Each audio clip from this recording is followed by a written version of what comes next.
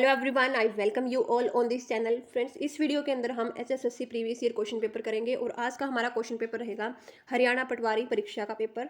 सो आइए डिस्कस करते हैं इस पूरे क्वेश्चन पेपर को। सो क्वेश्चन नंबर 1 इज वित्त आयोग। तो वित्त आयोग के बारे में हमें इनमें से सही ऑप्शन जो है वो बताना है। तो हमारे ऑप्शंस हैं, वित्त आयोग पंचवर्षीय योजनाएं बनाता है, यह मौद्रिक नीति तैयार करता है, केंद्रीय सरकार के कर्मचारियों के वेतन में संशोधन की सिफारिश करता है तथा केंद्र और राज्यों के बीच संसाधन के बंटवारे पर निर्णय लेता है।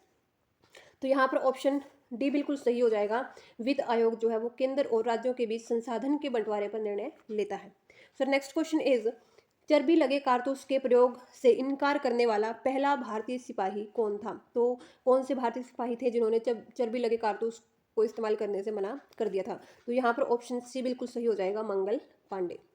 क्वेश्चन नंबर 3 इज, मुद्रास्फीति यानी कि महंगाई इन्फ्लेशन के समय के दौरान कर की दरों में निम्नलिखित में से क्या होगा? तो जब भी महंगाई होती है तो वहाँ उस टाइम पर कर की जो दरें हैं उसमें क्या जो है इफेक्ट उस पर पड़ता है? तो यहाँ पर वृद्धि होती है, कमी होती है, स्थिर बनी रहती है या फिर घटती है और बढ़ती भी है। तो यहाँ पर ऑप्शन ए बिल्कुल सही हो जाएगा, जो कर की जो दरें हैं उसमें वृद्धि हो जाएगी। Next question is question number 4, संबंधित संख्या का चयन कीजिए। तो हमें जैसे 25 और 125 रिलेटेड है, ऐसे ही हमें बताना है कि 36 से क्या जो है जो डिजिट है वो रिलेट यहाँ पर करेगा। तो हम अगर देखते हैं कि 5 का स्क्वायर होता है 25 और 125 क्या होगा? 5 का क्यूब। तो इसी तरीके से 6 का जो स्क्वायर होता है वो होता है 36 एंड 6 का जो क्यूब होगा वो यहाँ पर आएगा। तो 6 का क्यूब क्या होगा? 6 को 36 छिके 216। तो यहाँ पर बी ऑप्शन बिल्कुल सही हो जाएगा, 216। Sir next question is question number 5, दी गई अक्षर श्रृंखला के खाली स्थानों पर क्रम से रखने पर निम्नलिखित में से कौन सा अक्षर समूह से पूरा करेगा? यानी कि हमें इस सीरीज को कंप्लीट यहाँ पर करना है। तो हम यहाँ पर जो है ट्राई करते हैं इसको। तो अगर हम यहाँ से देख लेते हैं कि जेड जो हमारा नंबर है जेड, तो जेड के बाद क्या आता है? एक्स। मीन्स कि एक्स से पहले क्या आएगा? जेड। ठीक है, तो हमारे 3 ऑप्शन है जिसमें जेड पहले आता है, यानी कि पहले हमारा क्या आएगा? वाई, फिर जेड, फिर एक्स। ठीक है, फिर एक्स के बाद अगर हम यहाँ पर देखें तो एक्स के बाद क्या आ रहा है? एक्स के बाद वाई, यानी कि हमारा पहला जेड आएगा फिर वाई आएगा। तो हमारे ऑप्शन कौन से है? ए और डी ऑप्शन जो है वो बच गए हैं, तो सी और बी को हम नेग्लेक्ट कर देते हैं। नेक्स्ट हमारा क्या होगा? मतलब पहला हमारा जेड आएगा, फिर आएगा वाई, उसके बाद यहाँ पर वाई के बाद वाई जेड एक्स हो गया। ठीक है, अब यहाँ पर एक्स और जो हमारा वाई है उसके बीच में क्या आएगा? एक्स और वाई के बीच में, मतलब यहाँ पर सीरीज आई थिंक ये कंप्लीट होती है। ठीक है, तो यहाँ पर आएगा जेड एक्स और वाई, यानी कि एक्स के बाद क्या आएगा? वाई। ठीक है, तो यहाँ पर क्या आएगा? वाई, यानी कि जेड वाई वाई से जो ये सीरीज है वो यहाँ पर फिल की जाएगी। तो ऑप्शन ए बिल्कुल सही हो जाएगा, Z Y Y Z Y. Next question हमारा है क्वेश्चन नंबर 6, यदि किसी कूट भाषा में रेडियो को इस तरह से लिखा जाता है, ब्रॉडकास्ट को इस तरह से लिखा जाता है, तो रेशो को किस प्रकार लिखा जाएगा? तो हमें सिंपली जो आर है उसके कोरस्पॉन्डिंग जो लेटर है वो उठाना है, फिर ए के कोरस्पॉन्डिंग, फिर टी, फिर आई, फिर ओ। ठीक है, तो अगर हम यहाँ से देखें तो आर के कोरस्पॉन्डिंग जो लेटर है वो है ए के अकॉर्डिंग जो लेटर यूज किया गया है वो बी, यानी कि ए बी से सीरीज हमारी स्टार्ट होगी। इट मीन्स कि हम ए बी से सीरीज स्टार्ट होने वाला हमारा एक ही ऑप्शन है, that is option number A. So next question is question number 7, यदि ए माता है डी की, यानी कि जो ए है वो मदर है डी की, बी बेटा नहीं है सी का। ठीक है, जो बी है वो सी का बेटा नहीं है। ठीक है, इसको एक बार छोड़ देते हैं। सी पिता है डी का, यानी कि जो ए है वो डी की माता है और जो सी है वो डी का जो है पिता है। ठीक है, यानी कि ये ए और सी हस्बैंड वाइफ है। नेक्स्ट क्या है? डी जो है वो बहन है बी की, यानी कि डी की जो बहन है, मतलब बी की जो बहन है वो कौन है? डी। ठीक है, यानी कि जो डी है वो क्या है? लड़की है। उसके बाद तो ए का बी से क्या संबंध है? यानी कि अगर ये डी का भाई या बहन, मतलब बेटा नहीं है तो बेटी होगी, मतलब जैसे भी है, तो ये क्या है? इस डी से रिलेटेड है, यानी कि इसका भाई है या फिर बहन है, जो कि ए उनकी माता है। ठीक है, तो ए का बी से क्या संबंध है? तो ए का बी से जो संबंध होगा वो होगा कि ए जो है वो बी की माता है। ठीक है, तो यहाँ पर ऑप्शन ए बिल्कुल सही हो जाएगा, माता। ठीक है, नेक्स्ट क्वेश्चन हमारा है, यदि c equals to 3 cat equal to 24, तो फॉल्ट क्या होगा? ठीक है, तो सी अगर हम अल्फाबेट में देखें तो सी 3rd नंबर पे ही आता है, अगर हम ए देखें तो 1 पे एंड टी देखें तो 20 पे। तो 3+1 4 और 4 और 20 24, यानी कि सिंपली इनके कोरस्पॉन्डिंग जो नंबर है वो हमें यहाँ पर राइट करने। तो यहाँ पर क्या हो जाएगा 6, फिर ए के लिए जो है 1, यू के लिए हमारा हो जाएगा 21, ठीक है, एल के लिए हमारा हो जाएगा 12 और टी के लिए 20। तो यहाँ पर अगर हम चेक करें इसको 7 7 और 21 28 28 और 12 40 40 और 20 60। तो यहाँ पर फोल्ड का आंसर हो जाएगा 60, ठीक है। तो ऑप्शन ए बिल्कुल सही हो जाएगा। Sir next question, question number 9, उस विकल्प का चयन कीजिए जो अन्य तीनों से भिन्न है, ठीक है। तो अगर हम देखें कि पहले हम एक्स जेड वाई पी को देख लेते हैं, तो एक्स और जेड में क्या रिलेशन है कि एक्स और जेड जो है, एक्स में अगर हम 2 ऐड करते हैं तो जेड आता है, जेड से वाई अगर हम करेंगे तो -1 हमें करना पड़ेगा, और वाई से अगर हमें पी जाना है, ठीक है, तो अगर हम वाई से पी जाएंगे तो यहाँ पर डिफरेंस हो जाएगा 9 का, ठीक है। तो ये हो गया हमारा। उसके बाद अगर हम यहाँ से देखते हैं ए डी जी और जे, तो ए से अगर हम डी जाते हैं तो ए से डी जाएंगे तो हमें क्या करना पड़ेगा +3 करना पड़ेगा, डी से जी जाएंगे तो अगेन +3 क्योंकि 7 होता है, डी होता है 4, ठीक है, +3, और जी से जे जाएंगे तो अगेन क्या होगा 7 और 10 3 हो जाएगा, यानी कि 3 3 3 3 इंक्रीज हो रहा है यहाँ पर। के एन क्यू टी में देखें हम तो के 11 और एन 14 तो +3, एन से क्यू +3 और क्यू से टी अगेन +3, ठीक है। तो ये हो गया क्योंकि क्यू होता है 17, टी होता है 20, ठीक है। उसके बाद अगर हम यहाँ पर देखें ई से एच, तो ई से एच क्या होगा, एच 8 होता है, ई 5 होता है, तो +3, एच से के अगेन +3 और के से एन 11 to 14 +3, यानी कि सभी में +3 इंक्रीज हो रहा है। लेकिन यहाँ पर पहले 2 इंक्रीज हो रहा था, फिर 1 माइनस हो रहा था और फिर 9 माइनस हो रहा था। तो ये सबसे डिफरेंस जो है वो डिफरेंट है यहाँ पर। तो ऑप्शन ए बिल्कुल सही हो जाएगा। Next question is question number 10। Question number 10 क्या बोल रहा है, गणितीय चिन्हों के सही क्रम को चुनिए जिसे स्टार चिन्ह के स्थान पर पुनर्स्थापित करने से संतुलित समीकरण बन जाएगा। यानी कि हमें स्टार की जगह ये जो ऑप्शन है ये हमें पुट करके देखने हैं और इस इक्वेशन को सेटिस्फाई यहाँ पर करना है। तो अगर हम यहाँ पर देखें, हम ए से स्टार्टिंग करते हैं तो 45 की मल्टीप्लाई हम 5 से करेंगे नहीं, बट हम एक बार देख लेते हैं, = 3 डिवाइड 27, तो इसके अकॉर्डिंग हमें सेट करना पड़ेगा। तो ये तो बहुत बड़ा नंबर आएगा, और 3 डिवाइड 27 तो ये 1/9 आएगा, ठीक है, जो कि इसके इक्वल बिल्कुल नहीं होगा। तो यहाँ पर हम नेगलेक्ट कर देते हैं, इसको क्या होगा, इसमें ये वाला नेगलेक्ट हो गया, ठीक है। तो इसको हम कट कर देते हैं। इसमें देखते हैं 45 को अगेन 5 से मल्टीप्लाई करनी है, ठीक है, फिर डिवाइड करना है 3 से और इक्वल आना चाहिए 27। तो कुछ इस तरीके से हमें देखना पड़ेगा। तो अगर हम 3 से इसको कट भी करते तो ये आएगा 15 5 जा 75, जो कि 27 के इक्वल नहीं होगा। अगर हम यहाँ से देखें तो इस ऑप्शन को भी हम जो है नेगलेक्ट कर देंगे। 45 को हम डिवाइड करेंगे 5 से तो ये 9 आएगा, 9 को हम मल्टीप्लाई करेंगे 3 से और इक्वल आएगा 27। तो यहाँ पर ये बिल्कुल सेटिस्फाई होता है। तो 27 = 27, तो ऑप्शन सी बिल्कुल सही हो जाएगा, ठीक है। Sir next question is question number 11। दिए गए विकल्पों में वह सही विकल्प चुनिए जो अनुक्रम को पूरा करे। तो हमारी एक सीरीज दी हुई है 1 से 3, फिर 8, फिर 19, फिर 42, और नेक्स्ट जो नंबर आएगा वो हमें बताना है। तो पहले हम देख लेते हैं कि 1 से 3 और 3 से 8 या 8 से 19 कैसे ये आ रही है सीरीज। तो अगर हम 1 को अगर हम मल्टीप्लाई कर दे 2 से, ठीक है, और 1 ऐड कर दे तो हमारे पास क्या आएगा 3, ठीक है। अगर हम 3 को मल्टीप्लाई कर दें यहाँ पर 2 से और ऐड कर दें हम 6 और 2 8, ठीक है, तो 8 आएगा। अब हम 8 को मल्टीप्लाई कर दें हम 2 से और ऐड कर दें हम यहाँ पर 3, तो 19 आएगा।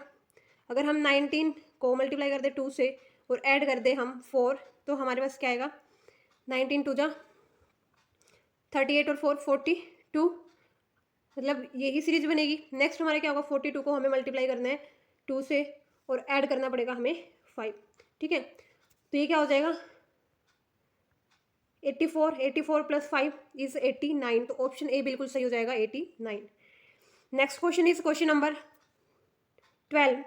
एक परीक्षा में सफल हुए विद्यार्थियों में राहुल को 11वीं पोजीशन जो है वो मिलती है, यानी कि सफल हुए विद्यार्थियों में से वह नीचे से 47वें स्थान पर था। 3 विद्यार्थी परीक्षा में उपस्थित नहीं हो सके और एक विद्यार्थी असफल रहा, तो विद्यार्थियों की कुल संख्या क्या होगी। तो यहाँ पर हम पहले निकाल लेते हैं कि कितने जो बच्चे थे वो थे पास, जो टोटल स्टूडेंट जो पास हुए हैं, ठीक है, सॉरी पास हुए हैं, तो वो कितने होंगे, जितनी एक सिंगल बच्चे की टॉप पोजीशन है दैट इज़ उसकी पोजीशन टॉप से, ठीक है, यानी कि उसकी पोजीशन टॉप से प्लस उसकी पोजीशन बॉटम से और उसमें से हम एक माइनस करते हैं, ठीक है। ये हमारे पास फॉर्मूला होता है टोटल। जो स्टूडेंट है क्लास में जिन्होंने पार्टिसिपेट किया था एग्जाम के अंदर, तो वो यहाँ पर निकल जाएंगे। तो दिस इज 11 + 47 और इसमें से हमें माइनस करना है एक। तो 11 + 47 इज 56, सॉरी 58, 58 - 1 इज 57, यानी कि 57 बच्चों ने एग्जाम दिया था जो कि पास हो गए हैं। मतलब पास होने वाले बच्चे कितने हैं? 57। तो टोटल जो पास बच्चे हैं वो है 57।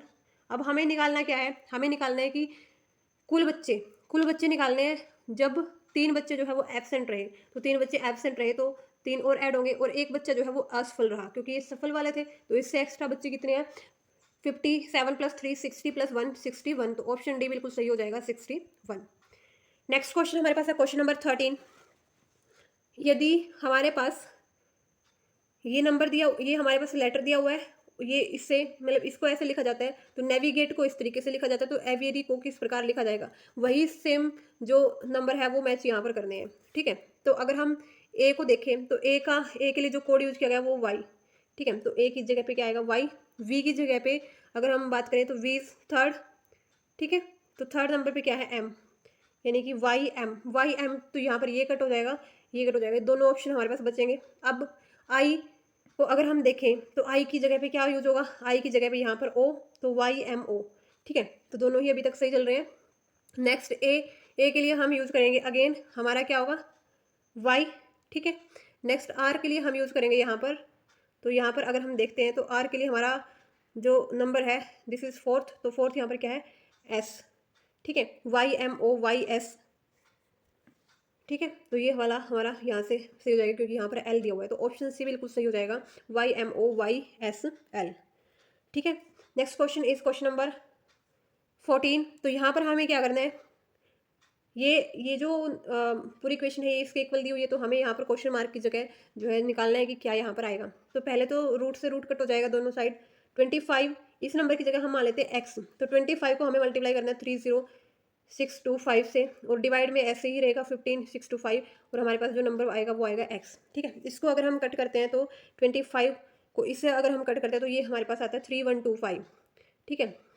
इसको इसको अब अगर हम कट करेंगे अगेन, ये 5 से कट होके, ठीक है। अगेन इसको अगर हम 5 से इसको कट करें तो 625, और 625 को 25 से कट करेंगे तो इसको ये हमारे पास आएगा यहाँ पर 1225, ठीक है। और फिर अगेन 1225 को 25 से जो है कट करेंगे तो ये आएगा 49, ठीक है। आप ट्राई करके देख लेना, ठीक है, मैंने किया था। तो यहाँ पर ऑप्शन ए बिल्कुल सही हो जाएगा, 49।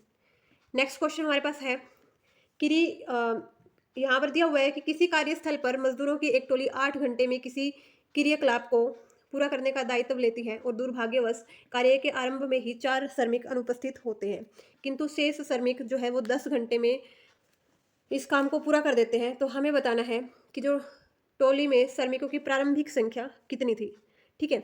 तो हम मान लेते हैं कि स्टार्टिंग में एक्स जो थे वो मजदूर थे या श्रमिक थे जो कि 8 घंटे में काम को पूरा कर रहे थे। तो एक मजदूर कितने में करेगा? 8/x में, ठीक है। अब काम कितने में पूरा हुआ है? 10 घंटे में, और श्रमिक कितने हो गए पहले से? 4 कम, यानी कि x-4 जो श्रमिक है वो 10 घंटे में पूरा करेंगे। इसका मतलब क्या हुआ कि अगर हम बात करें, एक सेकेंड, तो x-4 जो है वो 10 घंटे में करेंगे, और जो एक सिंगल मजदूर है वो करेगा 10/x-4। तो ये सिंगल मजदूर का काम है, ये भी सिंगल का ही काम है। तो यहाँ पर हम 8/x को 10/x-4 से इक्वेट करते हैं, तो यहाँ पर क्रॉस मल्टीप्लाई हो जाएगी। दिस इज 8x - 32, यहाँ से हो जाएगा 10x, ठीक है। तो अगर हम इसको इधर वाली साइड लेके आते हैं तो दिस 8 - 10, 8 - 10 क्या हो जाएगा? -2 इक्वल टू -32, ठीक है। तो यहाँ से क्या हो जाएगा? x इक्वल टू 16, ठीक है। तो यहाँ पर हमारा क्या हो जाएगा? क्या हो जाएगा हमारे पास? 16। तो 16 मतलब कि स्टार्टिंग में जो थे वो मजदूरों की संख्या थी, तो यहाँ पर क्या हो जाएगा हमारा? 16 राइट आंसर, ऑप्शन सी बिल्कुल सही हो जाएगा। Next question is question number 16। तो यहाँ पर हमें एक सीरीज दी हुई है 1 + 3 + 5 अप टू सो ऑन, कि कितने पदों को क्रमबद्ध लिए जाने पर योग जो है वो इतना हो जाएगा। यानी कि ये एपी का सम है जिसमें हमें जो है बताना है कि नंबर ऑफ जो n मतलब कितने हैं, यानी कि कितने टर्म्स यहाँ पर आएंगे, ठीक है, ताकि जो सम है वो इतना हो जाए। तो अगर हम सम का फॉर्मूला हमारा होता है SN, वो होता है हमारे पास n/2 2a + n - 1d, ठीक है, अगर हमें लास्ट टर्म नहीं पता है, ठीक है। अब यहाँ पर एस एन की वैल्यू हमारे पास दी हुई है पहले ही 19 600 और n हमें निकालना है, तो n/2 हमारा एज इट इज रहेगा। 2 मल्टीप्लाई a इज 2 1 जा 2, तो 2 हो जाएगा, प्लस n-1, और हमारे पास d की वैल्यू क्या है, यहाँ से 3 - 1 इज 2। ठीक है, तो डिफरेंस होता है d second term minus first term. ठीक है, यानी कि नेक्स्ट टर्म से प्रीवियस टर्म को माइनस करना होता है। ठीक है, तो अगर हम इसको सोल्व करें तो ये होगा हमारे पास 2 + 2n - 2। ठीक है, तो एक बार मैं इसको सोल्व थोड़ा कर दूँ यहाँ पर, तो ये हमारे पास 19,600 है। तो इसको अगर हम सोल्व करेंगे तो n/2 था हमारे पास, यहाँ से हमारे पास आएगा 2 + 2n - 2। ठीक है, कुछ इस तरीके से आएगा। ठीक है, तो अगर हम 2 यहाँ से कट हो जाएगा, दिस इज 2 से 2 कट हो जाएगा। ठीक है, तो यहाँ पर क्या होगा हमारे पास n²। तो n² की वैल्यू हमारे पास क्या है, 19,600। तो n की वैल्यू हमें बतानी है, तो हम इसको क्या करेंगे, स्क्वायर रूट हो जाएगा। 196 को अगर हम जो है इसका रूट इसका जो है सोल्व करते तो ये आता है हमारे पास 14, और 100 ये 00 की जगह एक 0 बाहर आ जाएगी, तो n की वैल्यू क्या हो जाएगी 140। इसका मतलब वहाँ पर टर्म्स कितनी है, 140 है। So next question is question number 17। जो अमूल्य है वो अकेले किसी काम को 2 दिन में करता है। ठीक है, और बिंदु जो है उसे 6 दिन में करती है, दोनों मिलकर उससे कितने दिन में काम करेंगे। तो जो लड़का है वो 2 दिन में काम पूरा कर रहा है और वो 6 दिन में काम पूरा कर रही है, तो हम क्या करेंगे, कोई ऐसा नंबर ले लेंगे जो दोनों से ही डिवाइड हो जाए, यानी कि हम मान लेंगे कि टोटल काम 6 है। तो जो अमूल्य है वो 6 काम को मतलब वो कितना करता है, वो 2 दिन में कंप्लीट कर देता है, यानी कि पर डे उसकी एफिशिएंसी कितनी है, 3 है, और इसकी एफिशिएंसी कितनी है, 1 है। तो दोनों मिलके हमें बताना है कि कितने दिन में करेंगे, तो दोनों मिलके एक दिन में करते हैं 4 काम, टोटल काम है 6, डिवाइड बाई 4 हो जाएगा, तो ये हो जाएगा हमारे पास 3/2, यानी कि 3/2 दिन में। ठीक है, वो दोनों मिलकर काम को कंप्लीट कर देंगे। Next question is question number 18। तो ये थोड़ा लेंथी क्वेश्चन है हमारा। इसमें क्या दिया हुआ है, 1 सेकेंड। सो इस क्वेश्चन में दिया हुआ है हमारे पास एक ट्रेन एम मेरठ 5 AM को छोड़ती है और दिल्ली 9 AM को पहुंचती है।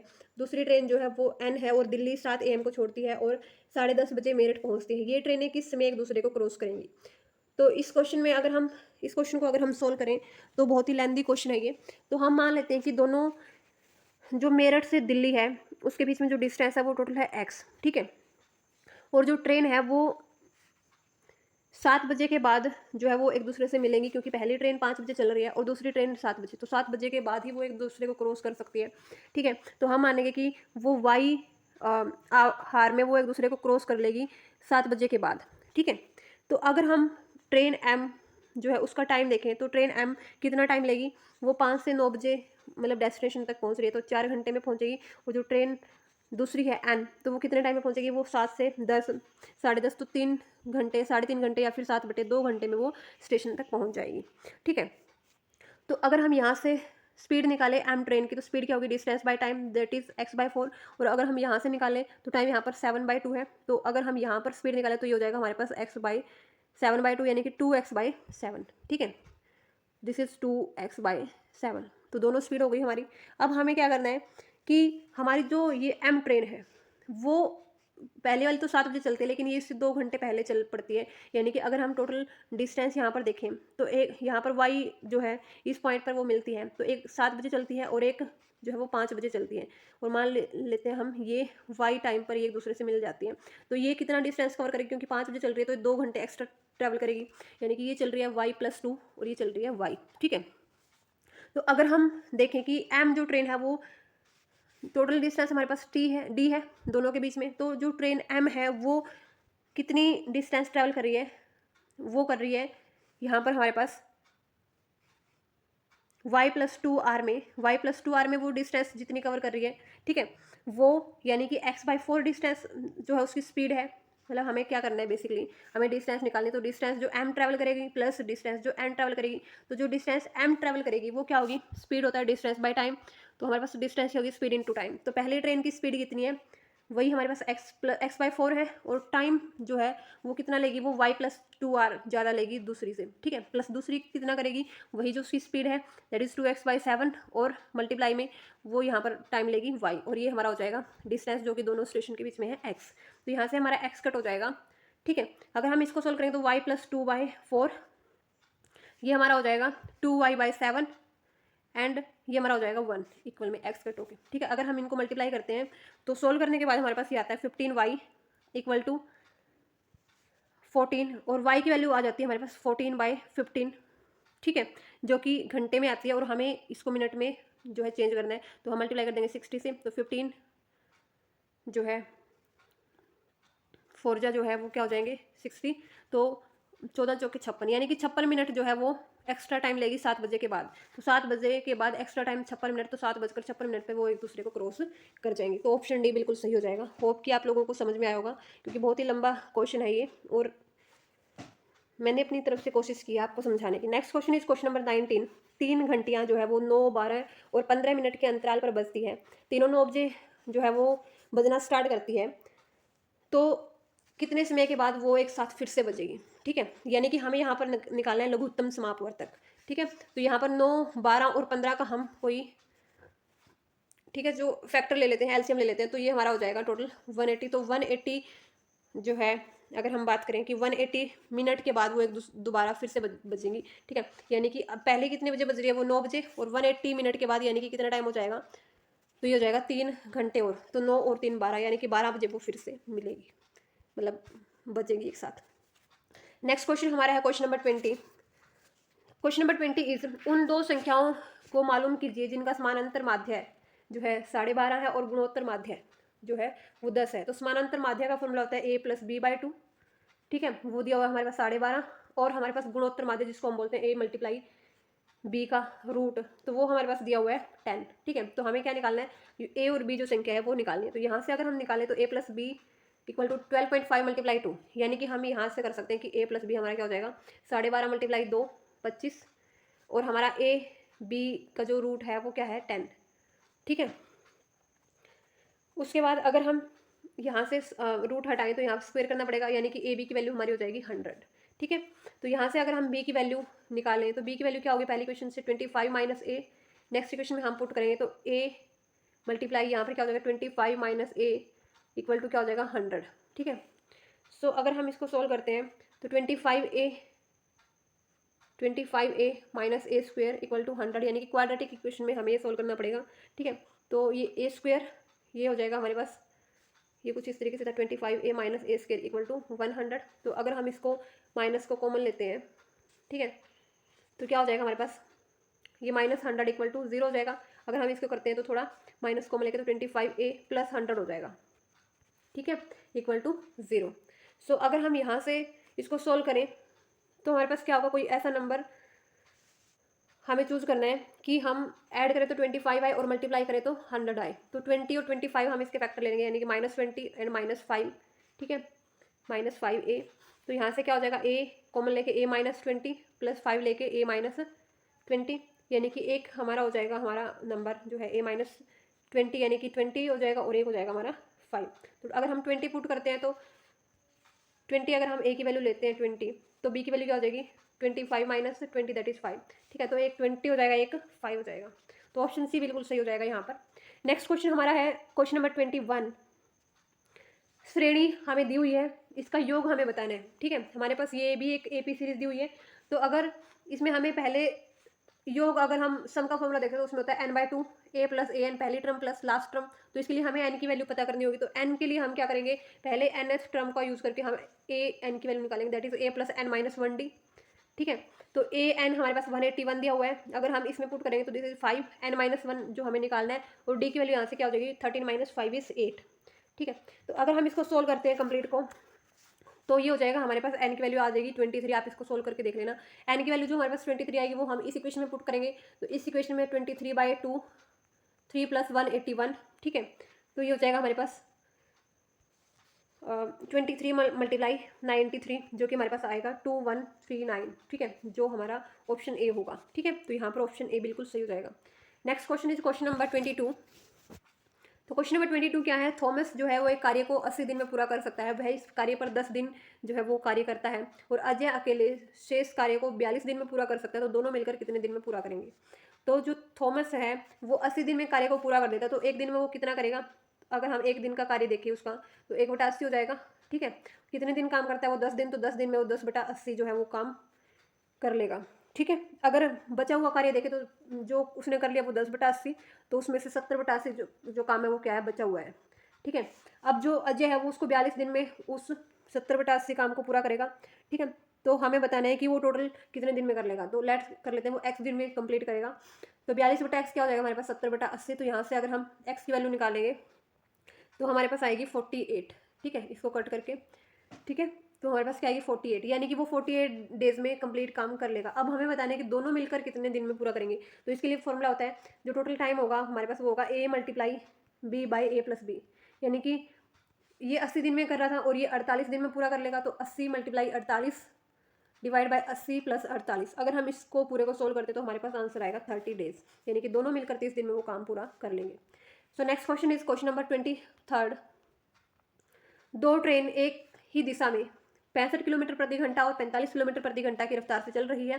तेज चाल वाली ट्रेन धीमी ट्रेन के किसी व्यक्ति को 8 सेकंड में क्रॉस कर देती है। तो पहली ट्रेन की जो लंबाई है वो क्या होगी। तो अगर दोनों ही ट्रेन एक ही डायरेक्शन में चल रही है तो उनकी जो स्पीड है वो जो है वो माइनस करते हैं, हम दोनों की स्पीड के को माइनस करके हम रिलेटिव स्पीड जो है वो निकालते हैं। तो सापेक्ष चाल अगर हम या फिर रिलेटिव जो स्पीड है वो अगर हम निकालें तो ये हो जाएगी 65 minus 45, that is 20 kilometre per hour.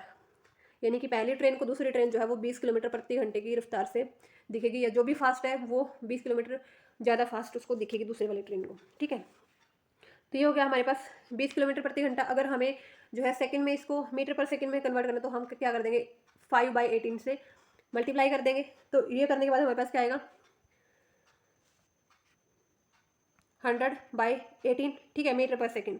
अब हमें बताना है कि वो 18 सेकंड में दूसरे आदमी को क्रॉस कर रही है। तो यानी कि उसकी जो टोटल दूरी है कितनी कवर करेगी वो क्या होगी हमारे पास चाल गुणा समय। तो चाल उसकी ये है, ठीक है, 100/18 और वो 18 सेकंड में ही कवर कर रही है दूसरी ट्रेन में बैठे हुए बंदे को। तो 18 से 18 कट हो जाएगा तो यहाँ पर बचेगा 100, यानी कि उसकी जो डिस्टेंस है या उस ट्रेन की जो लंबाई है वो 100 मीटर है। तो ऑप्शन सी बिल्कुल सही हो जाएगा 100 metre. Next question is question number 24। तो चेचक होने का जो कारण है वो कौन सा होता है, ठीक है। तो यहाँ पर हमारे पास ऑप्शन दिए हुए हैं। तो यहाँ पर इसका बिल्कुल सही आंसर हो जाएगा ऑप्शन बी वेरियोला वायरस। तो वेरियोला वायरस की वजह से चेचक होता है। नेक्स्ट क्वेश्चन इज पृथ्वी की आयु का निर्धारण किया जाता है। तो कौन सी बेसिस पे पृथ्वी की आयु का जो निर्धारण है वो किया जाता है। तो ये किया जाता है रेडियोमेट्रिक काल निर्धारण द्वारा। तो रेडियोमेट्रिक काल निर्धारण द्वारा हम क्या करते हैं पृथ्वी की आयु का निर्धारण करते हैं। नेक्स्ट क्वेश्चन है निम्न में से कौन सा जीवाणुओं से होने वाला रोग है।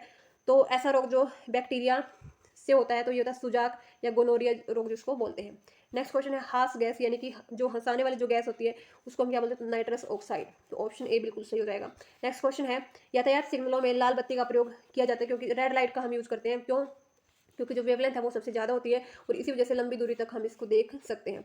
नेक्स्ट क्वेश्चन है क्वेश्चन नंबर 29। कार्बन मोनोऑक्साइड एक ज्वलनशील गैस है, निम्न में से कौन सी निम्न में से और जो गैस है वो ज्वलनशील है। तो वो हमें बताना है। तो यहाँ पर हाइड्रोजन जो गैस है वो भी ज्वलनशील गैस है। नेक्स्ट क्वेश्चन है पौधे के किस भाग से जो हल्दी है वो प्राप्त की जाती है। तो हल्दी तने से प्राप्त की जाती है, ऑप्शन बी बिल्कुल सही हो जाएगा। नेक्स्ट क्वेश्चन है एंजियोप्लास्टी साफ करने की प्रक्रिया है। तो एंजियोप्लास्टी जो है अवरुद्ध हृदय धमनियों को अगर हम साफ करते तो एंजियोप्लास्टी उसको उस प्रोसेस को बोला जाता है। तो अवरुद्ध हृदय धमनियों को साफ करने की। नेक्स्ट क्वेश्चन इज प्राकृतिक गैस का मुख्य घटक है। तो प्राकृतिक गैस का जो मुख्य घटक है वो है मेथेन गैस। नेक्स्ट क्वेश्चन है जब किसी दंड चुंबक या बार मैग्नेट को दो टुकड़े उससे किए जाते हैं तब प्राप्त होता है। तो उसमें जो हमें एक जो है दो अलग अलग हमें स्वतंत्र मैग्नेट हमें प्राप्त होते हैं जिनके दो पोल ही होते हैं, नॉर्थ साउथ और नॉर्थ साउथ, यानी कि दो सेपरेट मैग्नेट हमें प्राप्त हो जाएंगे। Next question is question number 34। An employment advertisement should dash the number of vacancy. जो एम्प्लॉयमेंट एडवर्टाइजमेंट है उसे नंबर ऑफ वैकेंसीज प्रोवाइड करनी चाहिए, स्पेसिफाई करनी चाहिए, कंटेन या डिक्लेयर। उसे स्पेसिफाई करना चाहिए कि कितने नंबर ऑफ वैकेंसी है। तो यहाँ पर स्पेसिफाई बिल्कुल राइट ऑप्शन होगा। नेक्स्ट क्वेश्चन है हमारे पास कि हमें बेस्ट वो वर्ड चूज करना है जो हमारी अंडरलाइन वर्ड को सही से एक्सप्रेस कर सके, यानी कि उसी जैसा कोई वर्ड हो। तो यहाँ पर क्या है I am itching to tell you the news. तो इसके जो बेस्ट वर्ड है, इसके सिमिलर जो वर्ड है वो यहाँ पर है हमारा फील रेस्टलेस। तो I am feel restless to tell you the news, ठीक है। नेक्स्ट क्वेश्चन है they are asking a preposterous price for the work, यानी कि एक ऐसा प्राइस जो कि निरर्थक है बिल्कुल। तो एब्सर्ड इसका बिल्कुल सही ऑप्शन हो जाएगा। एब्सर्ड भी क्या होता है निरर्थक, ठीक है, यानी कि जिसका कोई मतलब अर्थ ही ना हो, कुछ ऐसा प्राइस वो किसी चीज़ का बोल रही है। नेक्स्ट क्वेश्चन है कि हमें ऐसा वर्ड एक्सप्रेस यहाँ पर जो है वर्ड यहाँ पर हमें चूज करना है जो कि इसके अपोजिट, अंडरलाइन वर्ड के अपोजिट हमारा कोई ऑप्शन हो, ठीक है। तो यहाँ पर है क्रिश्चियंस रिमार्क्स इन्फ्uriated चेतन। तो इन्फ्uriated क्या होता है कि किसी को क्रोधित करना, ठीक है। तो यहाँ पर सुथिड हो जाएगा ऑप्शन, जो कि होता है शांत करना, ठीक है। तो यहाँ पर ये इसका जस्ट अपोजिट है क्रोधित का। नेक्स्ट क्वेश्चन है रिपल्सिव। रिपल्सिव का अपोजिट क्या होता है? अट्रैक्टिव, ठीक है। नेक्स्ट क्वेश्चन हमारे पास है ईडियम और फ्रेजेस यहाँ पर दिए हुए हैं। तो यहाँ पर हमारे पास है 39th में रूट एंड ब्रांच। तो रूट एंड ब्रांच क्या होता है कि पूरा जड़ से लेकर टहनियों तक, यानी कि कंप्लीटली। नेक्स्ट क्वेश्चन है वाइल्ड वाइल्ड गूज चेज, ठीक है। तो वाइल्ड गूज चेज का मतलब क्या होता है कि मतलब अंधे की तरह एक तरह से पीछा करना, कुछ इस तरीके से भी हम बोल सकते हैं। तो फ्यूटाइल एंड पुलिस सर्च, तो ऑप्शन ए बिल्कुल सही हो जाएगा, futile and police search. Next question है the good are often dash with their bones. तो यहाँ पर ऑप्शन बी बिल्कुल सही हो जाएगा, the good are often interred with their bones. Next question हमारे पास है कलेक्ट, जो वो वर्ड हमें चूज करना है जो कि रोंगली स्पेल्ट है, यानी कि जो गलत टाइप किया हो। तो कैलकुलेट की बिल्कुल सही है, आर्टिकुलेट बिल्कुल सही है, वेसिलेट ये यहाँ पर रोंग है, जेस्टिकुलेट ये बिल्कुल सही है। तो ऑप्शन सी यहाँ पर सही हो जाएगा। नेक्स्ट क्वेश्चन है, यहाँ पर भी हमें इसी तरीके से ऑप्शन चूज करना है जो कि गलत दिया हुआ है। तो स्किलफुल यहाँ पर गलत हो जाएगा, क्योंकि स्किलफुल में डबल एल होता है, ठीक है। बाकी सही है, बाकी ऑप्शन बिल्कुल सही है। तो स्किलफुल यहाँ पर रोंगली टाइप किया हुआ है। नेक्स्ट क्वेश्चन हमारे पास है क्वेश्चन नंबर 44 सिर दर्द शब्द में कौन सा समास है? तो सिर दर्द शब्द में जो समास है वो है तत्पुरुष समास, ठीक है। तो यहाँ पर ऑप्शन बी बिल्कुल सही हो जाएगा, तत्पुरुष समास। नेक्स्ट क्वेश्चन है निम्न पंक्तियों में प्रयुक्त है शोभित कर नवनीत लिए गुटरुनु चलत रेन तन मंडित मुखदधि लेप किए। तो यहाँ पर इस क्वेश्चन में जो है वात्सल्य रस बिल्कुल यहाँ पर होगा, ठीक है। तो ए ऑप्शन यहाँ पर बिल्कुल सही हो जाएगा, ठीक है। नेक्स्ट क्वेश्चन है अर्जुन का पर्यायवाची है। तो अर्जुन का पर्यायवाची है पार्थ। तो ऑप्शन डी बिल्कुल सही हो जाएगा, पार्थ। नेक्स्ट क्वेश्चन है इत्यादि शब्द का सही संधि विच्छेद क्या है? तो इति प्लस आदि। तो ये ऑप्शन ए बिल्कुल सही हो जाएगा। नेक्स्ट क्वेश्चन है शुद्ध वर्तनी वाला शब्द कौन सा है? तो यहाँ पर हमारा प्रतिद्वंदिता, तो प्रतिद्वंदिता, ठीक है। तो ये हमारा हो जाएगा ऑप्शन डी। तो यहाँ पर आगे की ही मात्रा आएगी नेक्स्ट वाले दय को भी, ठीक है। तो ऑप्शन डी बिल्कुल सही हो जाएगा। नेक्स्ट क्वेश्चन हमारा है इष्ट शब्द का विलोम अर्थक। तो इष्ट शब्द का जो विलोम अर्थक होता है वो यहाँ पर होगा अनिष्ट, इष्ट अनिष्ट, बी ऑप्शन सही हो जाएगा। नेक्स्ट क्वेश्चन है अलंकार को पहचानिए, तरनी तनुजा तट तमाल तरुवर बहुछाई। तो यहाँ पर अनुप्रास अलंकार हो जाएगा, बार बार वर्ड्स की रिपीटेशन हो रही है, वर्ड्स की नहीं यानी कि सेम साउंड की। क्वेश्चन नंबर 51 इज निम्न में से उपसर्ग रहित शब्द कौन सा है? तो ऐसा शब्द जिसमें उपसर्ग नहीं लगा हुआ है, तो क्षत्रिय जो है वो उपसर्ग रहित शब्द है। नेक्स्ट क्वेश्चन हमारा है पित्रादेश में कौन सी संधि है? तो यण संधि यहाँ पर है। नेक्स्ट क्वेश्चन है घाट घाट का पानी पीना मुहावरे का अर्थ क्या है? तो यानी कि बहुत ज़्यादा अनुभव ले लेना, बहुत अनुभवी होना। निम्न में से संविधान के किस संशोधन अधिनियम ने राज्य में त्रिस्तरीय पंचायती राज व्यवस्था कायम की थी? ठीक है, तो यहाँ पर 54th का हमारा आंसर हो जाएगा ऑप्शन सी, 73rd अमेंडमेंट में त्रिस्तरीय जो पंचायती राज व्यवस्था वो यहाँ पर कायम की थी। नेक्स्ट क्वेश्चन इज 55th पर्यावरण अधिनियम लागू हुआ। तो पर्यावरण अधिनियम कब लागू हुआ था? तो ये हुआ था हमारा 1986 में, ऑप्शन ए बिल्कुल सही हो जाएगा। नेक्स्ट क्वेश्चन है भारतीय कृषि अनुसंधान संस्थान जिसको IARI बोलते हैं, ये कहाँ पर स्थित है? तो ये है हमारा नई दिल्ली के अंदर, ऑप्शन बी बिल्कुल सही हो जाएगा, नई दिल्ली। नेक्स्ट क्वेश्चन है भारत में गेहूं का जीन बैंक स्थित है। तो जीन बैंक जो है वो कहाँ पर स्थित है? ठीक है, तो यहाँ पर ऑप्शन डी सही हो जाएगा, करनाल के अंदर। नेक्स्ट क्वेश्चन है भारत में नेशनल ग्रीन ट्रिब्यूनल स्थापित हुआ वर्ष, यानी कि किस वर्ष जो है नेशनल ग्रीन ट्रिब्यूनल जो है वो स्थापित किया गया था? तो 2010 बिल्कुल सही हो जाएगा, ऑप्शन बी। नेक्स्ट क्वेश्चन है 59th 14 अप्रैल 2016 को प्रधानमंत्री श्री नरेंद्र मोदी ने ग्राम उद्या से भारत उद्या अभियान की शुरुआत कहाँ से की थी? तो ये की थी नरेंद्र मोदी जी ने महू मध्य प्रदेश से। तो ऑप्शन ए बिल्कुल सही हो जाएगा। Next question is question number 60 Simhastha Kumbh 2016 किस राज्य में आयोजित हुआ था? तो ये हुआ था मध्य प्रदेश में, सिंहस्थ कुंभ 2016। नेक्स्ट क्वेश्चन है 1 हेक्टेयर भूमि में कितने एकड़ होते हैं? तो ये पटवारी के लिए बहुत ही इंपॉर्टेंट क्वेश्चन है, तो यहाँ पर ऑप्शन हो जाएगा 2.5 एकड़। ठीक है, नेक्स्ट क्वेश्चन है 2015-16 में नीति आयोग के उपाध्यक्ष कौन थे?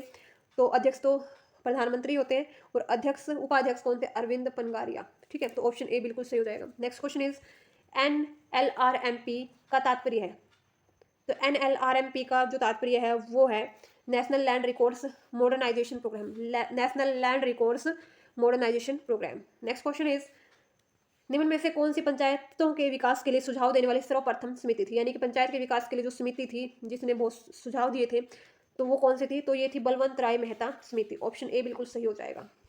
Next question is question number 65th question is Mahatma Gandhi Bharat राष्ट्रीय ग्रामीण रोजगार गारंटी स्कीम कब प्रारंभ हुई थी, जिसको हम मनरेगा या नरेगा भी बोलते हैं? तो ये प्रारंभ हुई थी 2006 में। तो ऑप्शन सी बिल्कुल सही हो जाएगा क्वेश्चन नंबर 65 का। नेक्स्ट क्वेश्चन इज पहली कृषि संगणना कब हुई थी? तो पहली कृषि संगणना हुई थी 1970 से 71 के अंदर। ऑप्शन ए बिल्कुल सही हो जाएगा। राष्ट्रीय डेयरी अनुसंधान संस्थान कहाँ पर है? तो ये है करनाल के अंदर। ऑप्शन बी बिल्कुल सही हो जाएगा। नागार्जुन सागर बांध कौन सी नदी पर बना हुआ है? तो ये बना हुआ है हमारा कृष्णा नदी पर। ठीक है, तो कृष्णा नदी यहाँ पर राइट आंसर हो जाएगा। हरियाणा में सबसे अधिक साक्षरता जो है वाले लोगों का जो जिला है वो कौन सा है? तो यहाँ पर गुड़गांव पुरुष और महिला साक्षरता दोनों में ही ये क्या है, टॉप पोजीशन पे है। फरीदाबाद में कौन सी फैक्ट्री है? तो इनमें से कौन सी फैक्ट्री जो है वो फरीदाबाद में है? तो रबर टायर, ट्रैक्टर, रेफ्रिजरेटर, उपरोक्त सभी यहाँ पर आंसर हो जाएगा। ठीक है, नेक्स्ट क्वेश्चन है हरियाणा की भैंस की कौन सी नस्ल सबसे अच्छी मानी जाती है? तो ऑप्शन ए मुर्रा यहाँ पर बिल्कुल सही हो जाएगा। नेक्स्ट क्वेश्चन है हरियाणा का राजकीय खेल कौन सा है? तो ये है कुश्ती। तो ऑप्शन डी बिल्कुल सही हो जाएगा।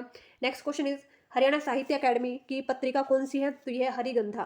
ठीक है, ऑप्शन ए बिल्कुल सही हो जाएगा। नेक्स्ट क्वेश्चन इज अंतरिक्ष वैज्ञानिक कल्पना चावला का जन्म किस नगर में हुआ था? तो ये हुआ था हरियाणा के करनाल में। नेक्स्ट क्वेश्चन इज तरावड़ी, जिसको तराइन भी बोलते हैं, में लड़े गए प्रथम युद्ध में किसकी विजय हुई थी? तो तरावड़ी के युद्ध में जो विजय हुई थी वो थी पहले युद्ध में पृथ्वीराज चौहान की हुई थी। नेक्स्ट में ये हार गया था। नेक्स्ट क्वेश्चन है 1857 में स्वाधीनता संग्राम में राव तुलाराम ने किस क्षेत्र में अंग्रेजों का मुकाबला किया था? तो इन्होंने जो है मुकाबला किया था यहाँ पर नारनौल और रेवाड़ी। ऑप्शन ए यहाँ पर से हो जाएगा। यहाँ पर रेवाड़ी के शासक माना जाता है राव तुलाराम को। बुजरी जो आभूषण है वो कहाँ पहना जाता है? तो ये पहना जाता है कानों में। ठीक है, जो बड़ी बुजुर्ग औरतें हैं वो पहनती है। क्वेश्चन नंबर 78 सोहना नगर किस कारण से प्रसिद्ध है? तो गर्म जो है पानी का यहाँ पर कुंड है। नेक्स्ट क्वेश्चन इज बाण भट्ट किस राजा के मित्र व राज कवि थे? तो ये थे हर्षवर्धन के। ठीक है, तो राज कवि थे हर्षवर्धन के बाण भट्ट। नेक्स्ट क्वेश्चन इज प्रसिद्ध भारतीय शास्त्रीय गायक पंडित जसराज का जन्म कहाँ हुआ था? तो ये हुआ था हिसार के अंदर। ठीक है, नेक्स्ट क्वेश्चन इज सरस्वती वन्यजीव अभ्यारण्य किस जिले में है? तो ये है कैथल में। ठीक है, नेक्स्ट क्वेश्चन है हरियाणा में राज्यपाल के रूप में सर्वाधिक कार्यकाल जो है किसका रहा है? तो यहाँ पर BN चक्रवर्ती, बीरेंद्र नारायण चक्रवर्ती। ऑप्शन सी बिल्कुल सही हो जाएगा। Next question is Indian institute of management कहाँ पर है? तो ये है रोहतक में। तो ऑप्शन सी बिल्कुल सही हो जाएगा। नेक्स्ट क्वेश्चन इज हरियाणा के किस शहर में मेट्रो सबसे पहले पहुंची थी? तो ये पहुंची थी गुड़गांव के अंदर। नेक्स्ट क्वेश्चन है पहली महिला पर्वतारोही जिन्होंने 2 बार माउंट एवरेस्ट पर विजय प्राप्त की?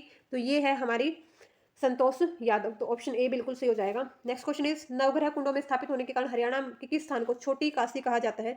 तो ये कहा जाता है कैथल। कैथल के अंदर नवग्रह कुंड स्थापित है, तो इस वजह से इसको छोटी काशी कहा जाता है। नेक्स्ट क्वेश्चन है सिही गांव को किस संत कवि की जन्मभूमि जो है माना जाता है? तो यहाँ पर संत सूरदास यहाँ पर बिल्कुल सही हो जाएगा। Option D. ठीक है, नेक्स्ट क्वेश्चन हमारा है क्वेश्चन नंबर 88 महाराजा अग्रसेन का संबंध किस नगर से है? तो इनका संबंध है अग्रोहा से। नेक्स्ट क्वेश्चन है हरियाणा को पूर्व राज्य का दर्जा कब मिला? तो ये मिला 1 नवंबर 1966 को। पश्चिमी यमुना नहर हरियाणा के किस जिले में सिंचाई करती है? तो ये करती है उपरोक्त सभी रोहतक, करनाल और सोनीपत तीनों ही जिलों में इसके द्वारा सिंचाई होती है। नेक्स्ट क्वेश्चन है हरियाणा के किस जिले का मुख्यालय नारनौल में है? तो महेंद्रगढ़। नेक्स्ट क्वेश्चन है बाबा रामदेव के गुरु कौन है? तो कौन थे बाबा रामदेव के गुरु? तो ये थे आचार्य बलदेव। तो ऑप्शन डी बिल्कुल सही हो जाएगा। नेक्स्ट क्वेश्चन है सिंधारा उपहार बेटी या बहन को किस अवसर पर दिया जाता है? तो ये दिया जाता है तीज के अवसर पर।